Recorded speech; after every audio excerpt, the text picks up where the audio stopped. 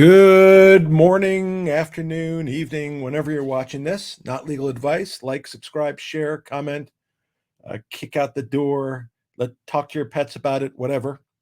I'm going to talk briefly about MMTLP, a quick update. So I haven't updated in a couple of weeks, I don't think.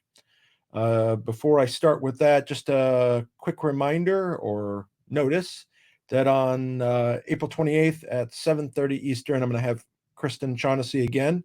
We're going to be talking about, I think, commercial real estate, foreclosures, banks, new inroads about potential shorts, and whatever else seems relevant. So please join us then. That'll be next Sunday, I believe, at 7:30 Eastern time.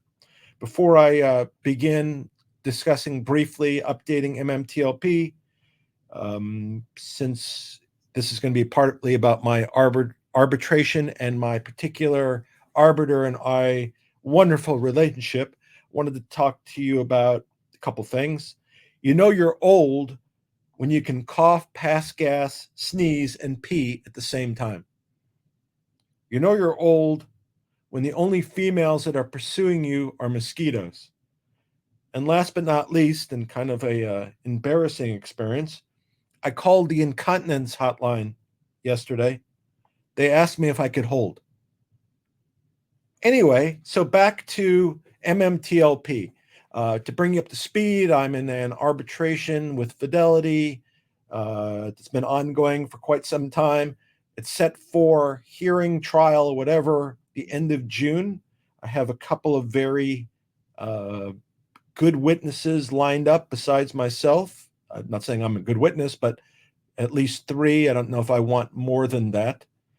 And I'll bring you up to date about that as we get closer. I don't want to give the other side too much time to prepare for who the witnesses are. I heard recently about Truth Social's position, ironically, about shorting and how they were shorted. And I think Devin Nunes is the CEO of that company who reached out to NASDAQ and questioned the practices of people like Citadel and Ken Griffin. I'm aware of the fact that someone I know is meeting with representatives of that particular camp this coming week. So perhaps there will be some news that will cross beyond just the True Social aspect in terms of shorts. I certainly think it's a positive thing that others are bringing it to our attention, whether, again, I think Kristen actually says this. I agree. Whether you agree with the politics or not, and I will keep my politics out of it, as I try to do. If someone's trying to help us in terms of taking action against shorts, then I support that action. So I'm all for it. And I did reach out myself. So we'll see what happens as to that. But now so that's that. We'll see what turns out about that. Now, so my arbitration's been ongoing. I've been presenting kind of generally what's going on so others can understand what the arbitration process is like.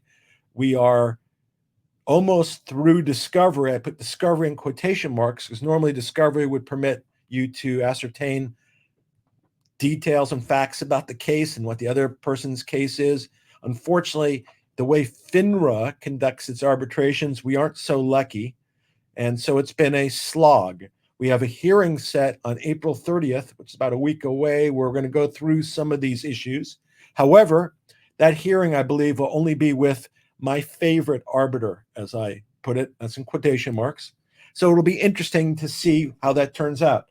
In the meantime, we're in the last kind of slog of exchanging some documents. So this week, I expect to either receive or provide some documents. I also probably, before the 30th, will be filing some applications for some subpoenas.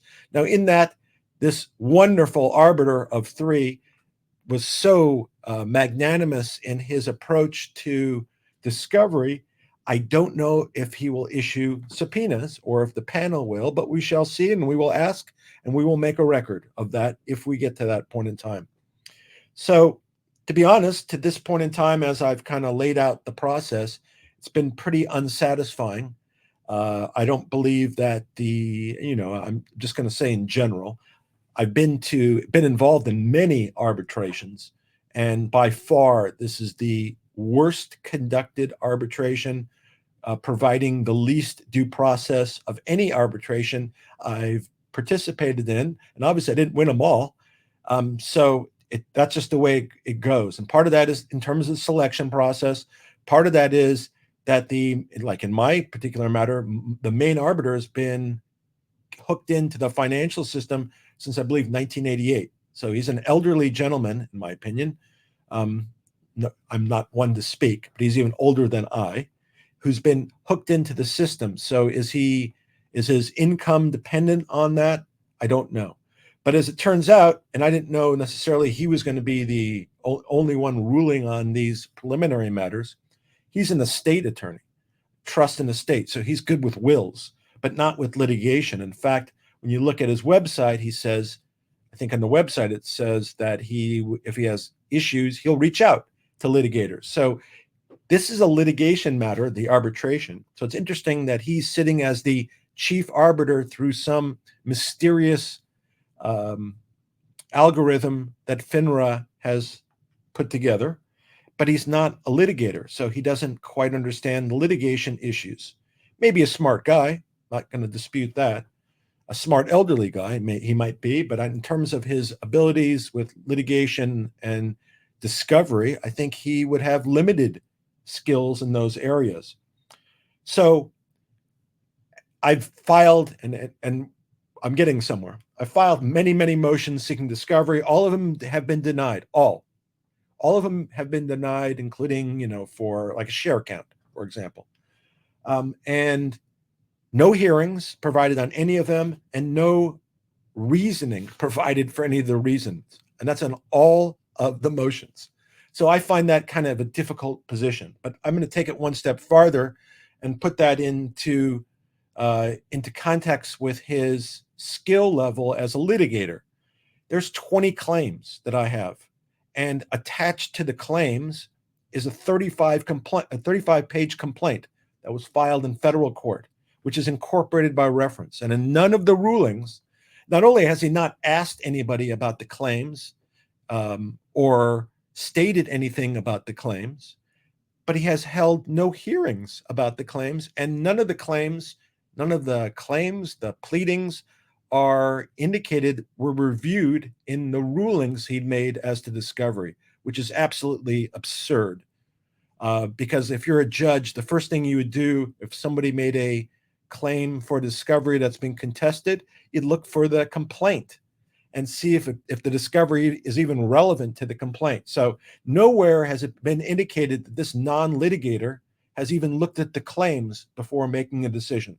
I find that absurd, especially that I'm getting charged for this. So the irony of all this. So this great arbiter, who's not a litigator, who doesn't apparently look at the claims, is charging for this whatever. So I've asked for the director and the arbiter to remove the arbiter. Of course, to this point in time, they've not done that for whatever reason, without real clear explanation of that.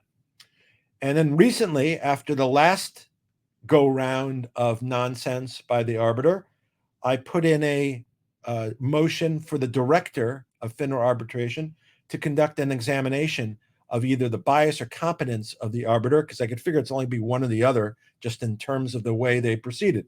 That was filed about 6 weeks ago, and no response, zero, no ruling. So we're sitting here just going on.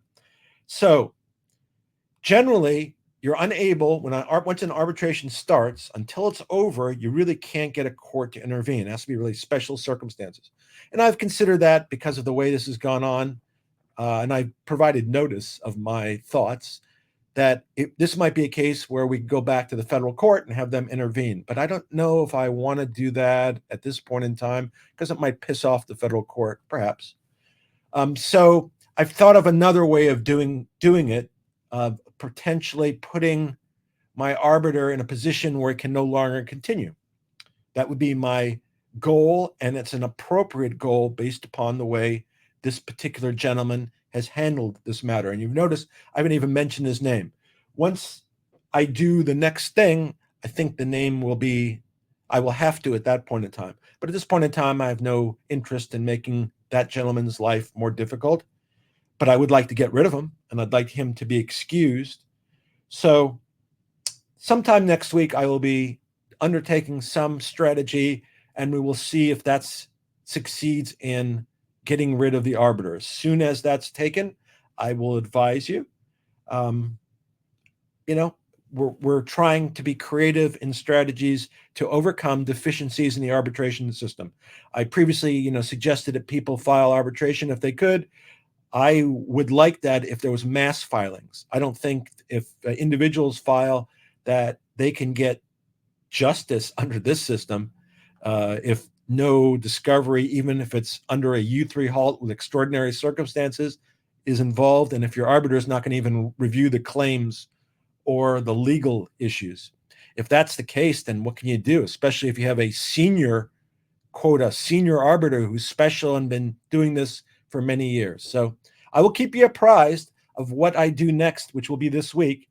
But I wanted to, because I said I was going to give an update, I would. And this week we will also be maybe having some interaction with my opposing counsel. And again, currently April 30th is the next hearing, which I will keep you apprised of to see if we go forward, see if the director responds. We'll keep you apprised. Take care. Be well. Talk to you soon.